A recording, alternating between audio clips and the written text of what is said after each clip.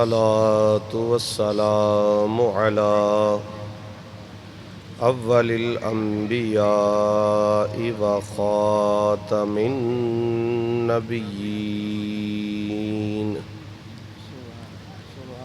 وعلى آله الطيبين الطاهرين المطهرين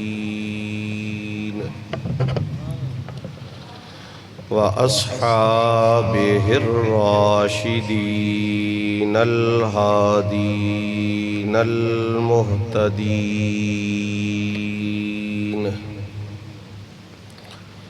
أما بعد فأعوذ بالله من الشيطان الرجيم بسم الله الرحمن الرحيم وَإِذِ ابْتَلَى إِبْرَاهِيمَ رَبُّهُ بِكَلِمَاتٍ فَأَتَمَّهُنَّ قَالَ إِنِّي جَاعِلُكَ لِلنَّاسِ إِمَامًا قال ومن ذريتي قال لا ينال عهد الظالمين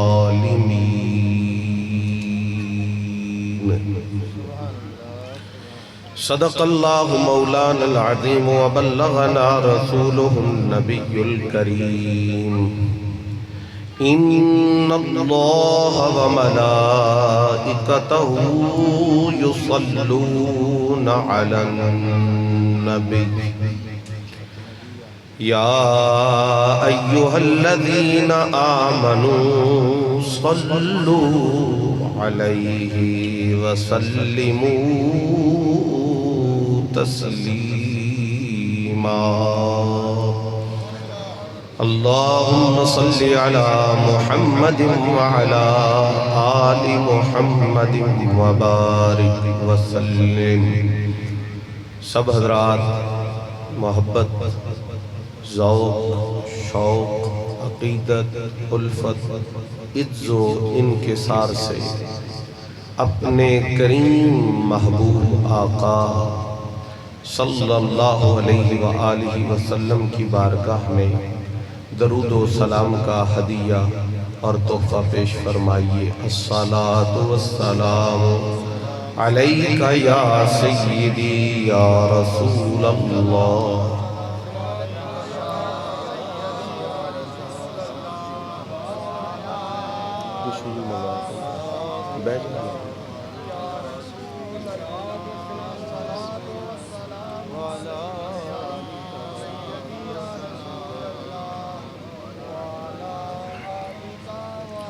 الصلاة والسلام عليك يا جد الحسنين وعلى آلك وأصحابك يا إمام القبلتين ويا وسيلتنا في الدارين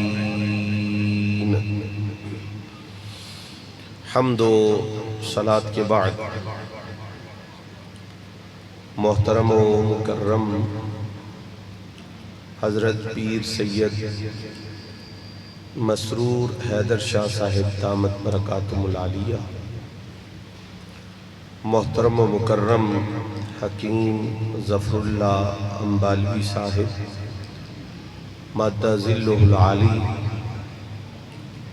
محب و مخلص جناب ذوالفقار چشتی صاحب، ارباب محبت و عقیدت و نسبت،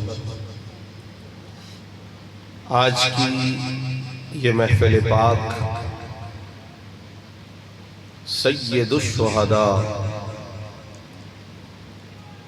نواسہ رسول جگر گوشائے سیدہ زہرا بطول وارث شجاعت علی المرتضی، برادر سیدنا امام حسن مجتبی، سالار قافلہ عشق و محبت و وفا، سید شباب اہل الجنہ، سیدنا و مرشدنا و مولانا امام حسین بن علی علیہم السلام کی بارگاہ اقدس میں ہدیہ محبت، ہدیہ عقیدت پیش کرنے کے لیے منعقد کی گئی ہے۔ دعا فرمائیں خالق لم یزل ولا یزال اس پاک بزم میں ہم سب کی حاضری کو شرف قبولیت عطا فرمائے۔ سامعین ذی وقار، ہر سال ماہ محرم الحرام شریف کا آغاز ہوتا ہے۔ اہل اسلام، اہل ایمان، اہل مودت، اہل عقیدت کی زبانوں پر ذکر امام عالی مقام اور عظمت امام عالی مقام جاری و ساری ہو جاتی ہے۔ کچھ دیگر رجحانات بھی ہمیں نظر آتے ہیں۔ الجنس یمیل الی جنسہ، یہ ضابطہ ہے کہ بندہ خود جس فطرت پر ہوتا ہے اسی طرح کی فطرت کی طرف اس کا میلان اور اس کا جھکاؤ ہوتا ہے۔ کچھ دوسرے میلان بھی ہمیں نظر آتے ہیں، مختلف قسم کی باتیں ہوتی ہیں، جس سے مقصود یہ ہوتا ہے کہ کربلا کا ذکر کم کیا جائے، امام عالی مقام کے ذکر کو گھٹایا جائے، ان پاکیزہ تذکروں کو روکا جائے۔ اس کے لیے ایک بات بہت بنا کر پیش کی جاتی ہے کہ جناب یہ ایک تاریخی واقعہ ہے، یہ ایک تاریخی قصہ ہے، اب اس میں کیا صحیح ہے کیا غلط ہے ہمیں پوری طرح سے معلوم نہیں ہے، لہٰذا بس آپ اس واقعہ کو چھوڑ دیں، اس قصہ کو بیان نہ کریں، اس میں بہت ساری چیزیں شامل کر دی گئی ہیں۔ اس قسم کی باتیں کر کے اہل ایمان اور اہل محبت کے دلوں کو زخمی کرنے کی کوشش کی جاتی ہے۔ لیکن میں آج کی اس خوبصورت محفل کے آغاز میں ایک جملہ آپ کی خدمت میں پیش کروں گا، اگر آپ یاد رکھیں گے تو اس طرح کا کوئی شک، کوئی شبہ اللہ کے فضل سے نہ دل میں آئے گا نہ دماغ میں آئے گا۔ دل دماغ متحد ہو کر پاکیزگی کی معراج پر پہنچ کر سید الشہداء کے ذکر خیر میں مشغول ہو جائیں۔ یہ جملہ سن لیں اور اچھے طریقے سے اس کو نوٹ کر لیں، دل میں بسا لیں۔ اور وہ کیا؟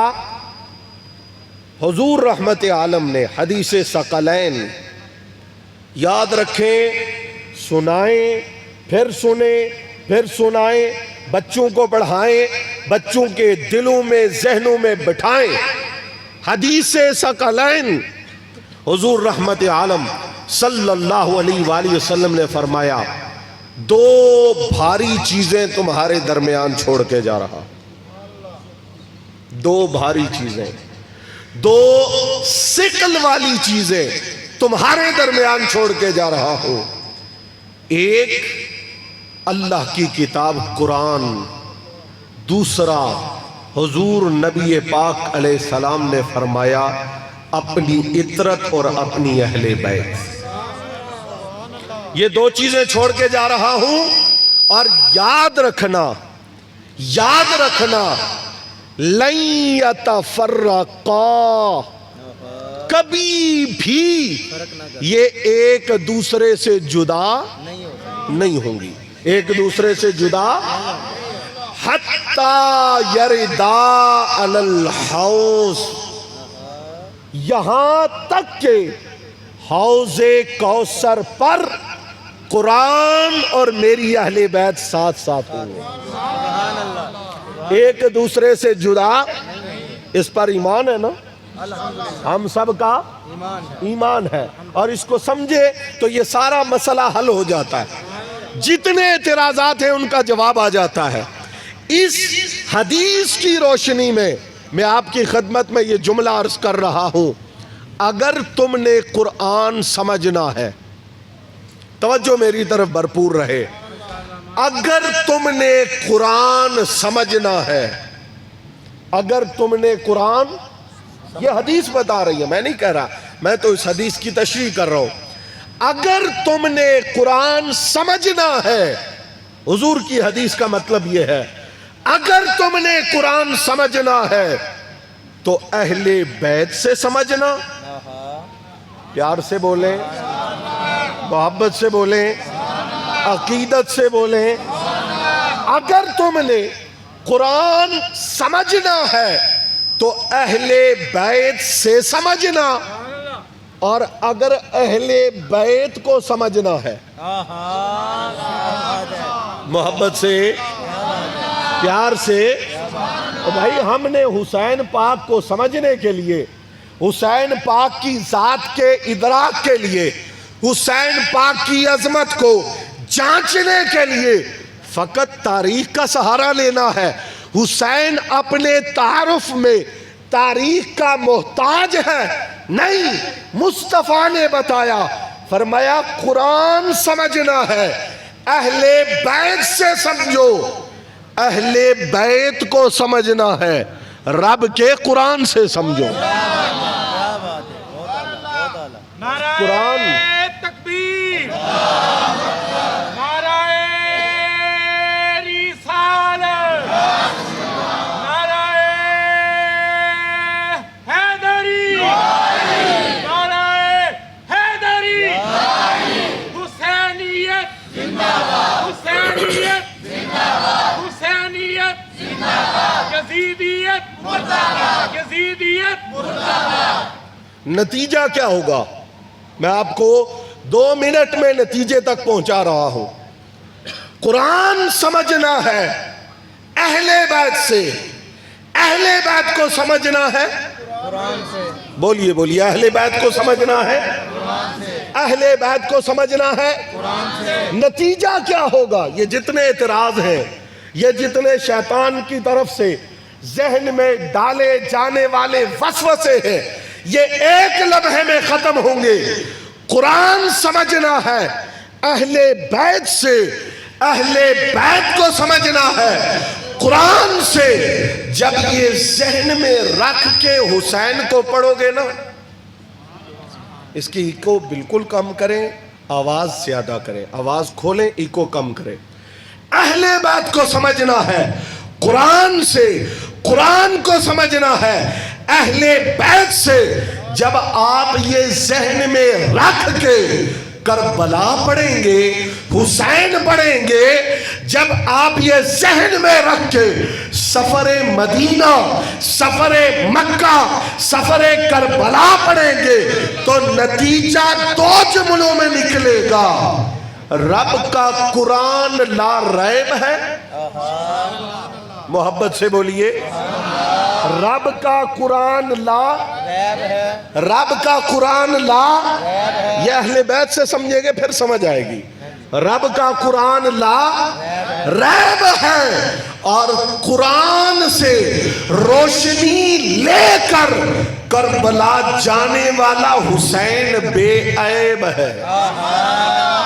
اور اگلی بات سنیں، جس طرح یہ نہیں ہے کہ اعتراض کر لیا تو جان چھوٹ جائے گی، بچ جائیں گے، نہیں، جس طرح قرآن کو لا ریب ماننا ضروری ہے، حسین کو بے عیب ماننا ضروری ہے۔ اور یہ میں فتویٰ دے رہا ہوں پوری ذمہ داری سے، قرآن کو لا ریب نہ ماننے والا بھی بے ایمان، حسین کو بے عیب نہ ماننے والا بھی بے ایمان۔ یہ بات سمجھ لیں حدیث ثقلین کی روشنی میں، قرآن اہل بیت سے، اہل بیت قرآن سے سمجھے، نتیجہ یہ ہوگا جس طرح قرآن لا ریب ہے، کربلا کا شاہ سوار حسین بے عیب ہے۔ دیکھیے آپ نے جواب دینا ہے، مدینہ شریف سے گئے تھے، جانا چاہیے تھا نہیں جانا چاہیے تھا، مکہ شریف پہنچے، پہنچنا چاہیے تھا نہیں، وہاں سے کربلا چلے، جانا چاہیے تھا نہیں۔ مجھے ایک بات کا جواب دے دو، ایک بات کا جواب دے دو، جب حسین پاک مدینہ شریف ہے قرآن ساتھ ہے یا نہیں؟ قرآن ساتھ ہے، قرآن ساتھ ہے۔ جب مدینہ سے چلے جتنا رستہ طے کیا، مصطفیٰ کا فرمانا لن یتفرقا، ایک لمحہ کے لیے بھی جدا نہیں۔ مدینہ سے مکہ پہنچے، ایک ایک قدم پر قرآن ساتھ ہے یا نہیں؟ ساتھ ہے۔ مکہ سے کربلا پہنچے، ایک ایک قدم پر قرآن ساتھ ہے یا نہیں؟ اور کربلا سے شہادت تک کا جو سفر ہوا قرآن ساتھ ہے یا نہیں؟ ساتھ ہے۔ اور شہادت کے بعد جب سر نیزے پہ تھا قرآن تب بھی حسین کے ساتھ ہے۔ جس کو حسین پہ شک ہے اسے قرآن پہ شک ہے، اور جس کا عقیدہ یہ ہے اللہ کا قرآن حق ہے اس کا عقیدہ ہے کربلا کا شاہ سوار بھی حق ہے۔ حضرات میں اختصار کے ساتھ آگے چلوں گا، میں نے قرآن سے چند لفظ پڑھے ہیں، آپ یہ نہ کہیں کہ صرف دعویٰ کر رہے ہیں، صرف دعویٰ کر رہے ہیں کہ اہل بیت قرآن سے سمجھو۔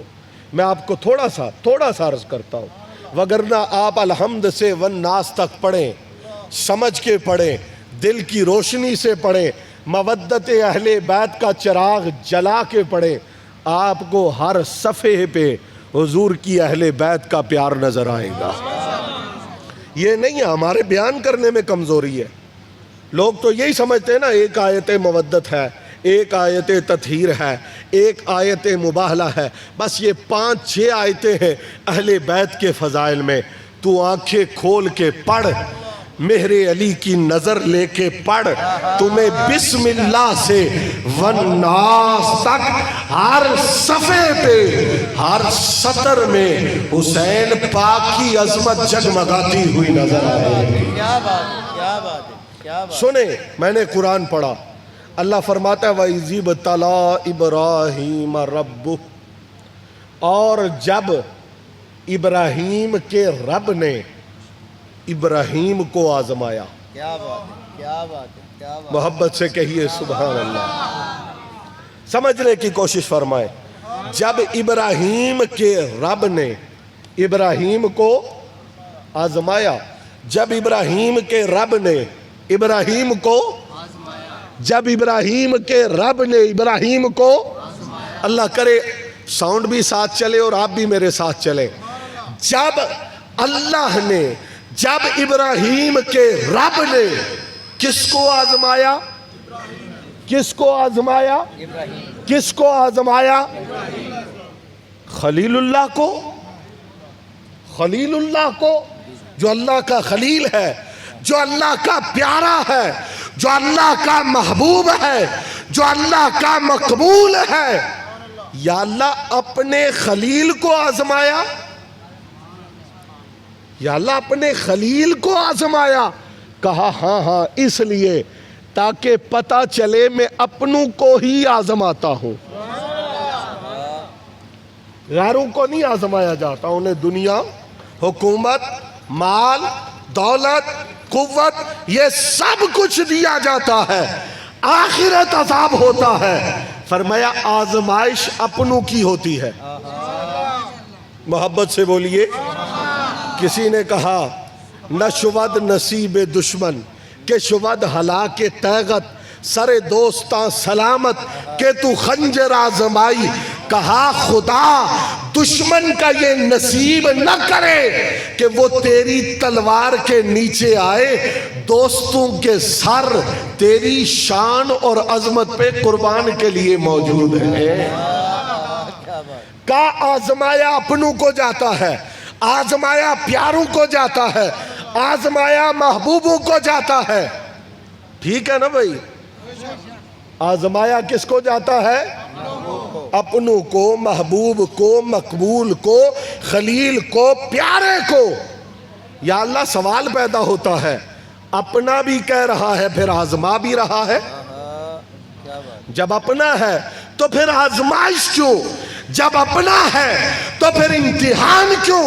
کہا سنو، قالا انی جائلک للناس اماما۔ صرف امتحان نہ دیکھو، ہمارا انعام بھی تو دیکھو۔ صرف امتحان نہ دیکھو، ہمارا انعام بھی دیکھو۔ انعام دیکھو گے تو سمجھ آئے گی کہ اپنوں کو آزماتے کیوں ہیں۔ فرمایا انہیں آزمایا بھی جاتا ہے، انہیں انعام سے نوازا بھی جاتا ہے۔ اور یا اللہ انعام کیا ہے؟ فرمایا انی جائلک للناس اماما۔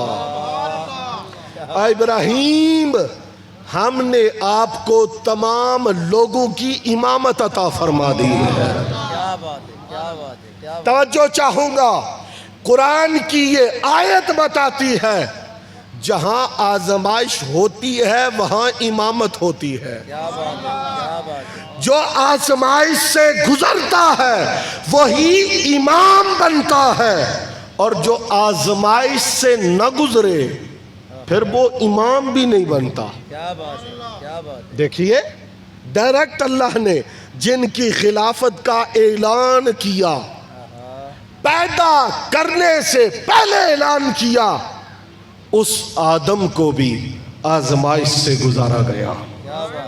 ہے امام، ہے اللہ کے نائب، ہے اللہ کے خلیفہ، آزمائش سے گزارا گیا۔ حابیل و قابیل دو بھائی تھے، دونوں میں جو اللہ کا دشمن تھا اللہ نے اسے نہیں آزمایا، جو دوست تھا اسے آزمایا۔ اللہ نے نوح علیہ السلام کی بھی آزمائش کی، جناب ابراہیم کو بھی آزمایا، جناب موسیٰ کلیم اللہ کو آزمایا، جناب عیسیٰ روح اللہ کو آزمایا، جناب محمد الرسول اللہ کو آزمائش میں، ابتلا میں مبتلا کیا۔ مولا وجہ کیا ہے؟ تین جملے سننا۔ فرمایا پہلی بات، آزماتے اسے ہیں جو محبوب ہو۔ دوسری بات، جو آزمائش سے گزرتا ہے اسے انعام ملتا ہے۔ تیسری بات، جسے ہم آزمائش سے گزارتے ہیں اسے درجہ امامت عطا فرماتے ہیں۔ یہ ذہن میں رکھیے گا تاکہ اگلی منزل آسان ہو جائے۔ رزلٹ کیا ہوتا ہے؟ بڑی توجہ سے یہ بات سنیں۔ رزلٹ کیا ہوتا ہے آزمائش کا؟ یہ ہمارا معیار ہے، دنیا والوں کا معیار ہے کہ جو زندہ بچ جائے وہ کامیاب ہے، جسے حکومت مل جائے وہ کامیاب ہے، جو تخت پہ قبضہ کر لے وہ کامیاب ہے۔ اللہ کا معیار یہ نہیں ہے، اس کے ہاں کامیابی کا معیار نہیں ہے۔ فرمایا وَإِذِ ابْتَلَىٰ إِبْرَاهِيمَ رَبُّهُ بِكَلِمَاتٍ فَأَتَمَّهُنَّ۔ فرمایا ہمارے نزدیک کامیاب وہ ہے جو اللہ کی آزمائش سے کامیابی سے گزر جائے، چاہے قتل ہو جائے۔ اس پر میں قرآن سے دلیل دے رہا ہوں۔ قابیل نے حابیل کو قتل کیا، قتل کرنے والا قابیل، قتل ہونے والا حابیل، قتل کرنے والا قابیل، قتل ہونے والا۔ اب قرآن سے پوچھے کامیاب کون ہے؟ ظاہر تو یہی ہے جو بچ گیا، انسان کہتے ہیں یہ کامیاب ہو گیا۔ اللہ فرماتا ہے مجھ سے پوچھو فَأَصْبَحَ مِنَ الْخَاسِرِينَ جس نے قتل کیا تھا میں کہتا ہوں کہ وہ ناکام ہوا، اور جو قتل ہو گیا میرا فیصلہ ہے کہ وہ کامیاب ہوا۔ اس کا مطلب یہ ہے کامیابی کا معیار باقی بچ جانا نہیں ہے، حکومت نہیں ہے، تخت نہیں ہے، کامیابی یہ ہے جس آزمائش میں رب نے ڈالا اس آزمائش کو پورا کر کے رب کی بارگاہ میں حاضر ہو جائے، اسے کامیابی کی سند اللہ کی بارگاہ سے ملتی ہے۔ یا رسول اللہ، یا علی، یا غوث اعظم۔ فرمایا قال ومن ذریتی، توجہ، حضرت ابراہیم کی امامت کا اعلان ہوا اللہ کی بارگاہ سے۔ ابراہیم امام ہے، اللہ نے اعلان کیا، عرض کیا قال ومن ذریتی، یا اللہ میری اولاد میں بھی یہ امامت چلے گی یا بس میری ذات تک محدود رہے گی؟ کیا بات، کیا بات۔ قالا ومن ذریتی، طلب یہ تھی کہ یا اللہ یہ جو شرف امامت ہے یہ صرف مجھ تک نہ رہے، میری اولاد میں بھی یہ چلے۔ کیا بات۔ قالا، اللہ تعالیٰ نے ارشاد فرمایا لا ینال عہد الظالمین۔ قرآن سمجھنے کے لیے کسی استاذ کی ضرورت ہے۔ یہاں ایک بات ہے جو انڈرسٹوڈ ہے، ذکر نہیں کی گئی، سمجھ آ رہی ہے، وہ یہ ہے ابراہیم ہم تجھ سے وعدہ کرتے ہیں کہ تیری اولاد میں امامت باقی رہے گی۔ کیا بات ہے۔ یہ بات لفظوں میں نہیں ہے، انڈرسٹوڈ ہے، سمجھ آ رہی ہے۔ وجہ یہ ہے اللہ نے فرمایا قال لا ینال عہد الظالمین، ابراہیم جو ظالم ہے نا ان کو امامت والا عہد نہیں پہنچے گا۔ عہد ہوا تھا تو فرمایا نا کہ ان کو نہیں پہنچے گا۔ کیا بات ہے۔ اگر عہد ہو ہی نہ تو پھر یہ کیوں فرمایا گیا کہ انہیں عہد نہیں پہنچے گا؟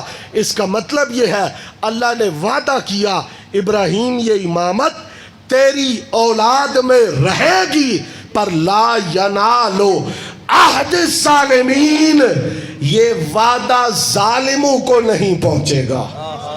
کیا بات ہے۔ اب آپ کسی اور سے نہ پوچھیں کہ کامیاب کون ہے ناکام کون ہے، کسی اور سے فیصلہ نہ کروائیں امام برحق کون ہے اور باطل پرست کون ہے۔ قرآن کی یہ آیت بتاتی ہے جو آزمائش سے کامیابی سے گزر گیا وہ امام ہے۔ کیا بات، کیا بات، کیا بات۔ مجھے دیکھیے، جو آزمائش سے گزر گیا وہ امام ہے، وہ امام ہے، اور جو ظالم ہے وہ امامت کا حقدار نہیں ہے، وہ امامت کا حقدار نہیں ہے۔ اب سنیں، امام عالی مقام نے مدینہ چھوڑا، آسان کام ہے؟ نہیں، بولیں، نہیں، مدینہ چھوڑنا سوکھا کام ہے؟ پھر مکہ آئے، پھر مکہ چھوڑا، یہ آسان کام ہے؟ اور کب چھوڑا؟ ایام حج میں، ایام حج۔ لاکھوں روپیہ لگا کے لوگ جاتے ہیں نا وہاں، ایام حج میں چھوڑا، پھر کربلا آئے، پھر سارا قبیلہ کنبہ قربان کیا، نتیجہ کیا ہے؟ فرمایا مدینہ چھوٹنے کی آزمائش آئی، حسین کامیاب ہوا۔ مکہ چھوٹنے کی آزمائش آئی، حسین کامیاب ہوا۔ اپنے غلام قربان کرنے کی آزمائش آئی، حسین کامیاب ہوا۔ اپنے بھانجے بھتیجے قربان کرنے کی آزمائش آئی، حسین کامیاب ہوئے۔ اپنے بیٹے قربان کرنے کی آزمائش آئی، حسین کامیاب ہوئے۔ اپنی جان کا نذرانہ پیش کرنے کا وقت آیا، حسین کامیاب ہوئے۔ قالا انی जाइलुका लिन्नास इमामा। इधर हुसैन की आजमाइश पूरी होती है, उधर कुरान हुसैन की इमामत का ऐलान फरमा रहा है। तकबीर, नारे रिसालत, नारे हैदरी, हुसैनियत जिंदाबाद, हुसैनियत जिंदाबाद, हक हुसैन या हुसैन, हक हुसैन या हुसैन, हक हुसैन या हुसैन। तवज्जो चाहूंगा, तवज्जो फरमाइएगा। उसने मदीना की हुर्मत पामाल की, जालिम हुआ या ना हुआ? उसने मक्का की हुर्मत पामाल की, जालिम ठहरा या ना ठहरा? उसने आले रसूल और आले मुस्तफा की हुर्मत को पामाल किया, जालिम ठहरा या ना ठहरा? ला यनालो अहद ज़ालिमीन ने यजीद की इमामत को मुस्तरद कर दिया। वइज़ तला इब्राहीमा रब्बहु बिकलिमातिन क़ाला फ़अतम्महुन्ना क़ाला इन्नी जाइलुका लिन्नास इमामा ने सुबह क़यामत तक हुसैन की इमामत पर मोहरे तस्दीक सबत फरमा दी है। बस ये कुरान की आयत ने फैसला किया। थोड़ी सी मैं आपकी तवज्जो चाहूँगा, चूँकि आप सारे समझदार पढ़े लिखे लोग हैं। अब ये बातें भी शुरू हो गई हैं, मदीना पे चढ़ाई की थी या नहीं की थी, मक्का पे की थी या नहीं की थी। पढ़े आप तारीख़ की किताबें, लेकिन मैं इतनी बात कहूँगा, हमारे 7 साला 8 साला निसाब के अंदर अकायद के बाब में जो किताब पढ़ाई जाती है उसका नाम है शरह अकायद नसफ़ी। इसको लिखने वाले हैं अल्लामा सादुद्दीन तफ्ताज़ानी। फरमाया भाई उसके जुल्म ऐसे हैं जो गिनती शुमार से बाहर हैं, मगर ये जुमला सुनना, फरमाया काफरा हीना अमरा बि कत्लिल हुसैन।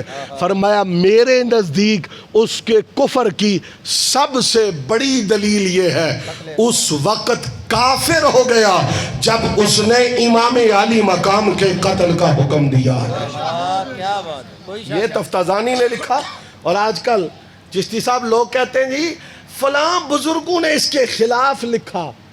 अच्छा जी, अब उन बुजुर्गों की बात माने, क्यों माने? जी उन्होंने खिजर अलैहिस्सलाम टकरे सन ते वाह उलूम कट्ठे ही एक दिन दे गए सन, जनाब उन्होंने दी गल मनो। मैंने कहा सादुद्दीन तफ्ताज़ानी को कौन अपने कर्म से उलूम का खजाना देने वाला है? ये तफ्ताज़ानी को कौन मिला था? अगर आपने ये दलील बना ली है तो सादुद्दीन तफ्ताज़ानी वो है जिनको आलमे रोया में खुद रसूल पाक ने अपना लुआबे तहन अता करके उलूम और फ़नून के खजानों से मुनव्वर किया। वो तफ्ताज़ानी कहता है कफरा हीना अमरा बिकत्लिल हुसैन। फरमाया बस जब उसने हुसैन के खिलाफ जुबान खोली ईमान निकल गया, चला गया। अब सादुद्दीन तफ्ताज़ानी ने जो नतीजा निकाला है वो क्या है? फरमाया ला नतवक्कफ़ु फी शानिही।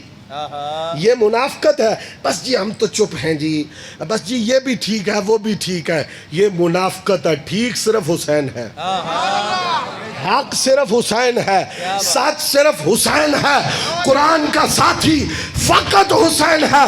काल ला नतवक्कफ़ु फी शानिही, हम कोई खामोशी नहीं करते, बल फी ईमान ही, हम तो उसके ईमान के हवाले से भी कोई खामोशी नहीं करते। लानतुल्लाह अलैहि व अला अंसारिही व आवानिही। फरमाए सिर्फ उस पे लानत नहीं, क़यामत तक जो उसकी चमचागिरी करेगा हमारे नज़दीक वो भी लानती है। रहमत हुसैन पे है, रहमत हुसैन के गुलामों पे बरसती है। हुसैनियत जिंदाबाद, हुसैनियत जिंदाबाद, हुसैनियत जिंदाबाद, यजीदियत मुर्दाबाद, यजीदियत मुर्दाबाद। अच्छा सुन लेना एक बात, اور بڑے غور سے. کئی لوگ بڑے میٹھے میٹھے ہمدردی سے آگے دیکھو جی پھر سید بڑے لجپال ہوتے ہیں. سید بڑے ہو سکتا جی کیا مت لے تڑے امام حسین معاف ہی کر دیں. بڑے لجپال جی، بڑے غریب نواز جی، بڑے مہربان جی، بڑیاں معافیاں دین والے. اب اس بات کا تحقیقی جواب سنیں. امام علی مقام نے معاف کرنا ہوتا نا تو امام میدان کربلا کی طرف چل کے آتے ہی نہ. سنیں، معاف کرنا ہوتا تو آپ کربلا میں آتے ہی نہ. کیوں؟ حسین سے بڑھ کر کوئی نہیں ہے معاف کرنے والا. مگر جب مسئلہ ذاتی ہو، مسئلہ ذاتی ہو تو حسین سے بڑھ کر معاف کرنے والا کوئی نہیں. اور جب مسئلہ انکار قرآن کا ہو، کیا بات ہے. بتائیں نا پھر حسین پاک معافی دیں گے؟ پھر آئے کیوں تھے؟ ادھر ہی بیٹھے معاف کرتے، وہیں بیٹھ کے معافی دے دیتے. جب مسئلہ اللہ کی حدود کا ہو حسین پاک معاف کرے. جب مسئلہ قانون مصطفیٰ کا ہو حسین پاک معاف کرے. آپ چلے، فرمایا نہ دولت کے لیے، نہ حکومت کے لیے، نہ دنیا کے لیے، حدود الہی کے لیے جا رہا ہو، قرآن کی حفاظت کے لیے جا رہا ہو، نانا کے دین کے لیے جا رہا ہو. حسین معاف کرے تو اپنے ساتھی دشمن کو، جو دشمن خدا ہے، جو دشمن مصطفیٰ ہے، جو دشمن قرآن ہے، جو دشمن شریعت ہے، حسین پاک اسے معاف نہیں کریں گے. حسین آئے ہی نانا کے دین کا کیس لڑنے کے لیے تھے، اور کل قیامت کے دن حسین اپنے نانا کی بارگاہ میں حاضر ہو کے عرض کریں گے، نانا جان تو قربان کی ہے پر تیرے دین کا جھنڈا جھکنے نہیں دیا. تو یہ اس قسم کی باتیں کر کے اس ملعون کے لیے نرم گوشے کی لوگ کوشش کرتے ہیں. میں عرض یہ کر رہا ہوں، قرآن کہتا ہے جو آزمائش سے گزرا وہ امام ہے، وہ امام ہے. میں نے ایک بندہ دیکھا بوڑھی عمر کا، تو کہتا ہے یہ امام کیسے ہیں جی؟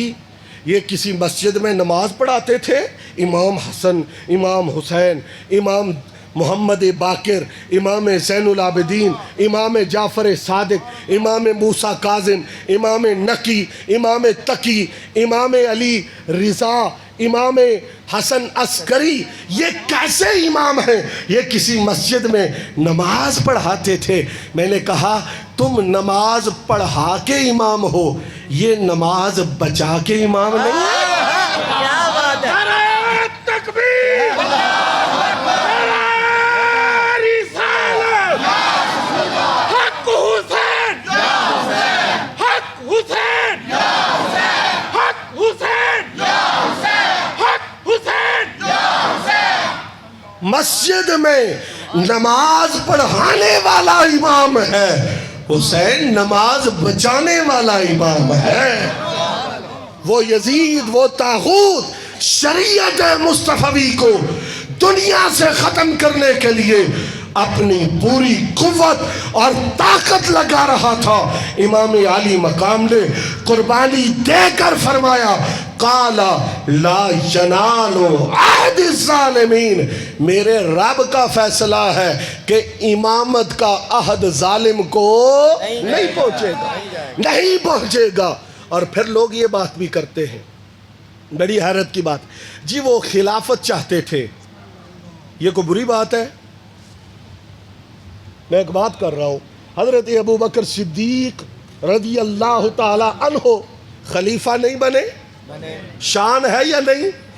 عظمت ہے یا نہیں؟ کیوں؟ وہ خلیفۃ الرسول ہے.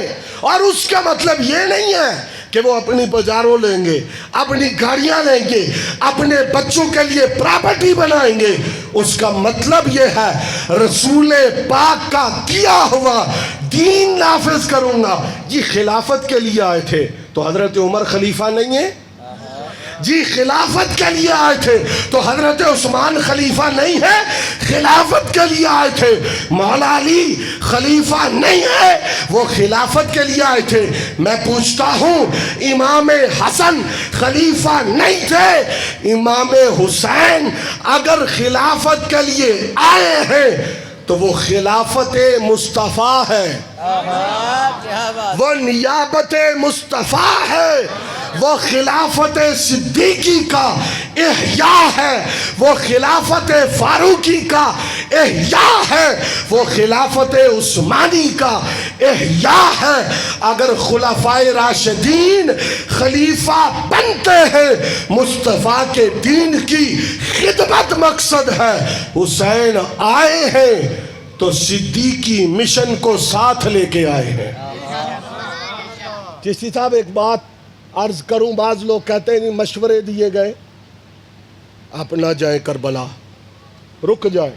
اور جو مشورے دینے والے تھے صاف ظاہر ان میں اپنے بھی تھے، مخلص بھی تھے، صحابہ اکرام کے میں سے بعض افراد تھے. مشورے دیے گئے کیا جی؟ حسین پاک کو. اب اگلی بات بڑی خطرناک ہے جی، سن لیتے مان لیتے. میں نے کہا مشورے حضرت صدیق اکبر کو بھی دیے گئے.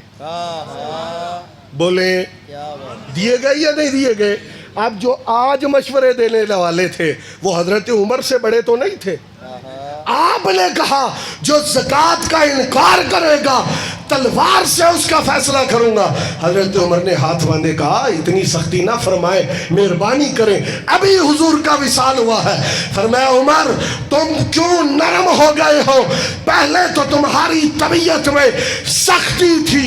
صدیق اکبر نے مشورہ نہیں مانا، کہا آپ ختم نبوت کے تحفظ کے لیے جو لشکر بھیج رہے ہیں اس کو ذرا مؤخر کر دیں. مشورہ نہیں مانا. آپ سے کہا گیا مرتدین کے ساتھ تھوڑی نرمی برتی جائے. مشورہ نہیں مانا گیا. وقت آنے پہ ثابت ہوا صدیق کے دل میں اللہ نے جو ڈالا حق وہی تھا. اگر کل حق وہی تھا تو کربلا میں جاتے ہوئے مشورے دینے والے اپنی جگہ ہیں، پر حق وہی تھا جو رب نے حسین کے سینے میں داخل کیا. مشورے وہاں بھی دیے گئے، دور فاروقی میں بھی دیے گئے، دور عثمانی میں بھی دیے گئے، دور مرتضوی میں بھی دیے گئے، پر ہر مشورے کو مانا نہیں گیا. اس کا مطلب یہ ہے جس کا منصب ہوتا ہے اللہ اس کو شرح صدر عطا فرماتا ہے، اس کا سینہ کھلتا ہے، وہ جانتا ہے کہ میری منزل کیا ہے، میں نے جانا کدھر ہے. لوگوں یاد رکھو سید الشہداء امام علی مقام اس وقت. اب یہ سنیں ضابطہ یہ ہے وَإِذِ ابْتَلَىٰ إِبْرَاهِيمَ رَبُّهُ بِكَلِمَاتٍ فَأَتَمَّهُنَّ قَالَ إِنِّي جَاعِلُكَ لِلنَّاسِ إِمَامًا.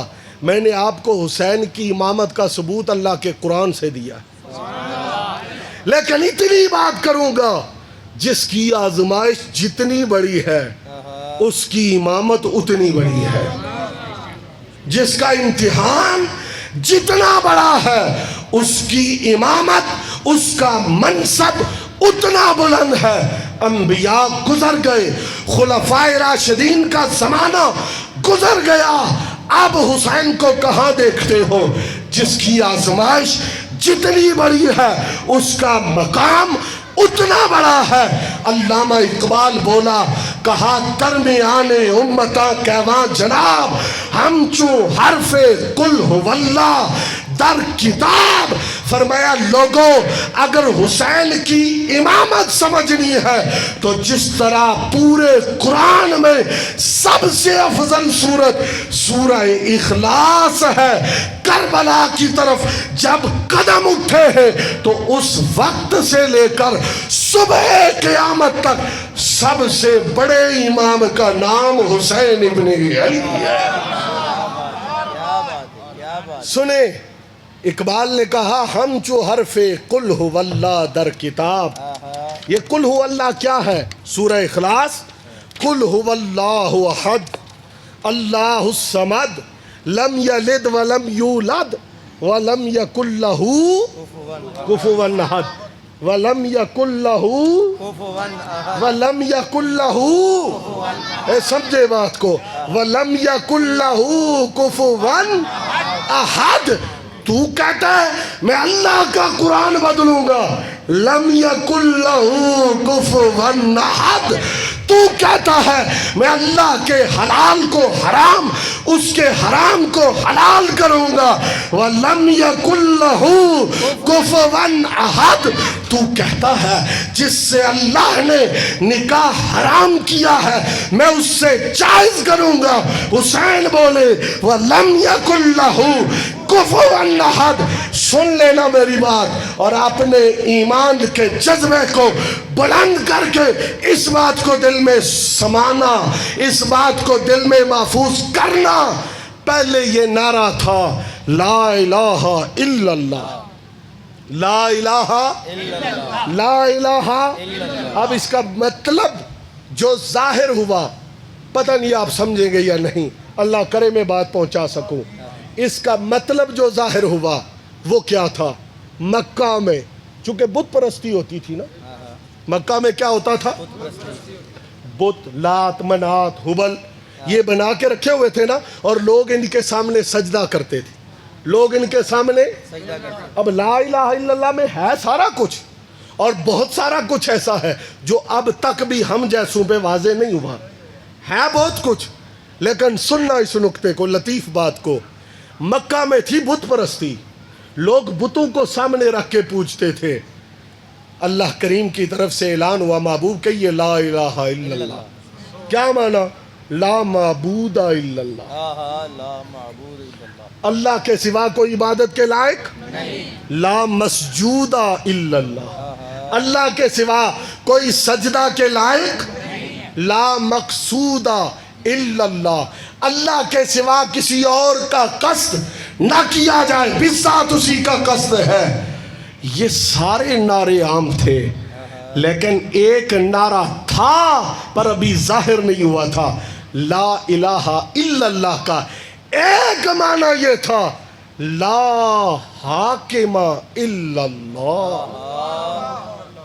قرآن کہتا ہے نا ان الحکم الا للہ لا حاکم الا اللہ۔ اب سنیں مکہ میں بت پرستی کیا تھی؟ بتوں کو سامنے کھڑا کر کے سجدے کرنا۔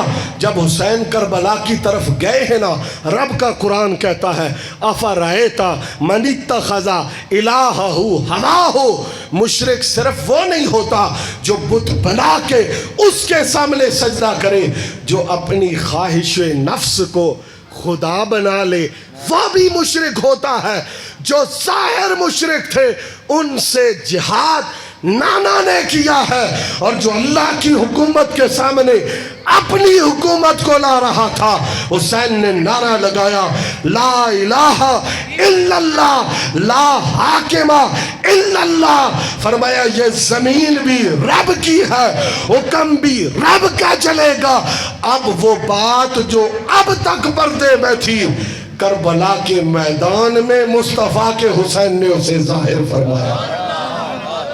حضرات سنیے، توجہ سے اس بات کو سنیے، امام عالی مقام کی امامت ہم جو حرف قل هو اللہ در کتاب، فرمایا جس طرح سورہ اخلاص کامل توحید بیان کر رہی ہے، اس طرح کامل توحید کا پرچم لے کے جو ہستی میدان کربلا کو سجانے والی ہے، وہ سورہ اخلاص کی تفسیر بن کے میدان میں آئے۔ اور توجہ، میں نے ابتدا جہاں سے کی تھی اپنی بات کو اختتام کی طرف لے کے جاؤں گا۔ سرکار نے فرمایا دو چیزیں چھوڑ کے جا رہا ہوں۔ کتنی چیزیں؟ کتنی چیزیں؟ اور میں نے اس کی وضاحت میں کہا قرآن سیکھنا ہے تو اہل بیت سے، اہل بیت کو سمجھنا ہے تو اہل بیت کو سمجھنا ہے تو، اس لیے اقبال نے کہا رمز قرآن از حسین آموختیم. اس نے کہا سرکار نے فرمایا تھا کہ قرآن کو میری اہل بیت سے سمجھنا. حسین کربلا میں کیوں آئے ہیں؟ رب کا قرآن سمجھانے کے لیے آئے ہیں، قرآن کی تفسیر بن کے آئے ہیں. اور وہ کیا تھا؟ فرمایا وَإِذِ ابْتَلَىٰ إِبْرَاهِيمَ رَبُّهُ بِكَلِمَاتٍ فَأَتَمَّهُنَّ قَالَ إِنِّي جَاعِلُكَ لِلنَّاسِ إِمَامًا. اب توجہ فرمانا اس بات پر، غور سے اس بات کو سمجھیے گا. جناب ابراہیم علیہ السلام پر آزمائش اللہ کی طرف سے آئی، پورا اترے، اور پھر سرکار دو عالم کے اس شہزادے پر اللہ کی طرف سے آزمائش آتی ہے، پورا اترے. عجیب بات بتانے لگا ہوں، یہ عجیب مناسبت ہے کہ وہاں بھی ایک خواب تھا، یہاں بھی ایک خواب ہے. وہ خواب جناب ابراہیم نے دیکھا، اور نبی کا خواب وحی خدا ہوتا ہے. یہ خواب امام حسین علیہ السلام نے دیکھا، اور خواب میں کس کو دیکھا؟ سرکار کو دیکھا. خواب میں کس کو دیکھا؟ اب توجہ کرنا، سرکار کو دیکھا اس کا مطلب سرکار کو ہی دیکھا. حضور کو دیکھا اس کا مطلب حضور کو ہی دیکھا ہے. اب پھر جب سرکار کو ہی دیکھا ہے، وَمَا يَنْتِقُ عَنِ الْهَوَىٰ إِنْ هُوَ إِلَّا وَحْيٌ يُوحَىٰ. جو حکم سرکار نے دیا وہ بھی آپ کی اپنی طرف سے نہیں ہے، وہ حکم خدا ہے جو بذریعہ مصطفیٰ جناب حسین کو پہنچتا ہے. گویا کہ قربانی اسماعیل بھی حکم خدا کی بنا پہ ہوئی ہے، اور قربانی حسین کا راز بھی حکم خدا کی تکمیل ہے. اب مناسبت دیکھیں، مناسبت دیکھیں، ادھر دھیان دینا. صدیاں گزر گئیں، کیا اور کئی سو سال گزر گئے، کئی، بڑی توجہ، کئی سو. امام حسن امام حسین حضور کے پاس ہوتے تو سرکار انہیں دم فرماتے، حضور انہیں، سرکار انہیں. اور دم کیا تھا؟ اعیذکما بکلمات اللہ التامہ. ہائے ہائے، کاش دشمنان حسین کا مصطفیٰ کی زبان پہ یقین ہوتا تو وہ حسین سے دشمنی نہ کرتے. سرکار نے پہلے ہی فیصلہ کر دیا، فرمایا اے حسن اے حسین، میں تم دونوں کو اللہ کے پاکیزہ کلمات کی پناہ میں دیتا ہوں. وہ نکل سکتے اس پناہ سے؟ بولیں، کسی لمحے کربلا میں آ کر مصطفیٰ پناہ میں دے رہے، اور ایک دفعہ نہیں. اعیذکما، میں تم دونوں کو اللہ کے کلام کی پناہ میں دیتا ہوں. یہ ایک دفعہ نہیں، سرکار کتنی بار، سینکڑوں بار، ہو سکتا ہے یہ عدد ہزاروں تک چلا جائے، ان دونوں شہزادوں کو انہی لفظوں سے دم فرماتے. اعیذکما بکلمات اللہ التامۃ من شر کل شیطان وہامۃ وکل عین لامہ. یہ سرکار دم کر کے پتہ ہے کیا کہتے؟ اب جو میں نے کہا کہ صدیاں گزر گئی ہیں، صدیاں گزر گئی، پر یہ کلمات دم کر کے سرکار کہتے ہیں میرے بچوں، یہی لفظ پڑھ کے حضرت ابراہیم اپنے دونوں بچوں کو دم فرمایا کرتے تھے. حالانکہ ابراہیم علیہ السلام کے بعد کتنے انبیاء آئے، کتنی صدیاں گزری، پر مناسبت دیکھیے، فرمایا یہی کلمہ پڑھ کے وہ ان کو دم کرتے تھے. گویا کہ یہ اشارہ تھا میرا بیٹا حسن اسحاق کی سیرت کا عکس کامل ہوگا، اور میرا بیٹا حسین اسماعیل ذبیح اللہ کی سیرت کا عکس جمیل ہوگا. اور وہ قربانی جو وہاں پردے میں تھی مینا تک پردے میں رہی ہے، آج کربلا کے میدان میں اسی قربانی کا اظہار ہو رہا ہے، اسی قربانی کا ظہور ہو رہا ہے۔ وہ قربانی بھی رضائے رب کے لیے تھی، یہ قربانی بھی رضائے رب کے لیے تھی۔ وہ قربانی بھی نبی کے بیٹوں کی تھی، یہ قربانی بھی نبی کے بیٹوں کی تھی۔ لوگوں جنہوں نے تخت زبردستی لیا، قرآن ان کی امامت نہیں مانتا، وہ ظالم ہے، اور جو مظلومن شہید ہوا قرآن اس کی امامت کا اعلان کرتا ہے۔ اور آخری جملہ یہ ہے کہ حسین پاک کی امامت، حسین پاک کی امامت چونکہ قرآن میں آئی ہے، اور یزید کا ظلم اور اس کا امامت کا اہل نہ ہونا قرآن میں آیا ہے، سو جب تک یہ کائنات باقی رہے گی حسین کی امامت باقی رہے گی، جب تک کلام الہی باقی رہے گا حسین پاک کی امامت باقی رہے گی۔ وہ کل بھی امام تھے، وہ آج بھی امام ہے، وہ صبح قیامت تک امامت کے درجے پر فائز ہے۔ 10 محرم الحرام شریف کو یہ پیغام میں ہر جگہ دینے کی کوشش کرتا ہوں۔ 10 محرم کو اس کائنات کا سب سے بڑا ظلم رسول اللہ کے اہل بیت پہ ہوا۔ ہمارے یہاں اذان ہوگی، ہم اسے سنیں گے، انشاءاللہ جواب بھی دیں گے۔ سب سے بڑا ظلم حضور کی آل پہ ہوا۔ اگر ہم اور کچھ نہ کر سکیں، اتنا تو کر سکتے ہیں کہ 10 محرم کو کرکٹ نہ کھیلیں۔ کر سکتے ہیں یا نہیں کر سکتے؟ اتنا تو کر سکتے ہیں نا کہ 10 محرم الحرام شریف کو ہم چھٹیاں انجوائے کرنے کے لیے مری اور سوات کا رخ نہ کریں۔ ہم 10 محرم کو اتنا تو کر سکتے ہیں جو قرآن امام عالی مقام نے سینے سے لگا کر جام شہادت نوش کیا، ہم اس قرآن کی تلاوت کریں۔ ویسے ہر جمعے کو قبروں کی زیارت کریں، سال جب بھی کریں، 10 محرم کو قبروں پہ جانے کا کوئی شرعی حکم نہیں ہے۔ 10 محرم کا دن آپ تلاوت قرآن میں، درود پاک پڑھنے میں، کلمہ طیبہ کا ورد کرنے میں، اور ان پاکوں کے غم میں، غم کا مطلب جزا فضا نہیں ہے، غم کا مطلب اپنے جسم پر زیادتی نہیں ہے، غم کا مطلب ان کی محبت میں آنکھوں سے آنسو بہانا ہے۔ فتاوی رضویہ کے اندر یہ بات موجود ہے۔ مولانا شاہ احمد رضا خان فاضل بریلی رحمت اللہ علیہ نے فرمایا وہ مسلمان کیسا ہو سکتا ہے جس کو کربلا کا غم نہ ہو، اور فرمایا جس کو یہ غم نہ ہو، یہ لفظ سنیں، فرمایا جس کو یہ غم نہ ہو اسے یہ غم ہونا چاہیے کہ مجھے یہ غم کیوں نہیں ہے۔ جسے یہ غم نہ ہو اسے اس غم کے نہ ہونے کا غم ہونا چاہیے۔ وجہ کیا بیان کی؟ کہا اگر ان کا غم نہیں ہے تو ان سے محبت نہیں ہے، ان سے محبت نہیں ہے تو ایمان۔